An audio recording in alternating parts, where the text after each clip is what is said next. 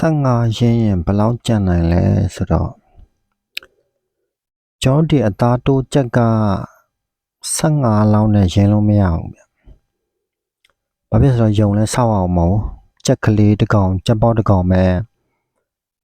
3000ထပ်မှရှိတယ်။3000ထပ်ဆိုရင်အကောင်100ပဲ3သိန်းဖြစ်နေပြီ။အကောင်100 200နဲ့ကျွန်တော်ဒီအသားတိုးချက်မွေးလို့ဘာမှမထူးပေါ့အဆင်မပြေဘူးပေါ့။ဘယ်လိုမှအချိန်ကုန်တယ်ကိုယ့်အတွက်ပါအကျိုးမြတ်မှမရှိဘူး။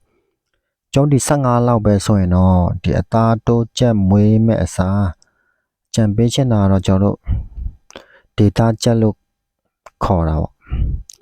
ပြောမှဆိုတော့အိမ်ချက်ပေါ့အိမ်ချက်လောက်ပဲစမ်းမွေးကြည့်ဖို့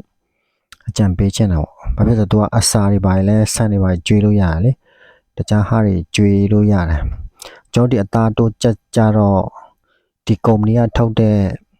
အစာတစ်မျိုးပဲကျွေးလို့ရတယ်ကျန်တဲ့အစာတွေကျွေးလို့မရတဲ့ခါကျတော့ကုန်ကျစရိတ်ပိုများတာပေါ့ဒါကြောင့်15လောက်ပဲရင်းတော့ကျွန်တော်အသားတိုးချက်တော့အဆင်မပြေနိုင်ဘူးအသားတိုးချက်မှာကအနည်းဆုံးအကောင်900လောက်မွေးမှကိုအတွက်စားစရိတ်လောက်ရတာပေါ့ဒါတော့မှဈေးကောင်းမှာပါဈေးကောင်းမဆိုရင်တော့စားစရိတ်လောက်ပဲရတာအကောင်900ဆိုလို့ဆိုရင်ကျွန်တော်တို့ကုန်ကျစရိတ်က100အထက်မှာရှိတယ်ရုံတွေပါဆောက်ရမယ်အစာခွက်တွေပါဝယ်ရမယ်အကုန်လုံးအဆက်ဆက်ရရဆိုတော့15လောင်းနဲ့ကတော့ကျွန်တော်ဒီအသားတိုးချက်ဝေးလို့မရဘူးဗျအရင်ပြောမှဆိုရင်တအားနဲတာပေါ့အနည်းဆုံး100လောက်ရင်းမှာပဲ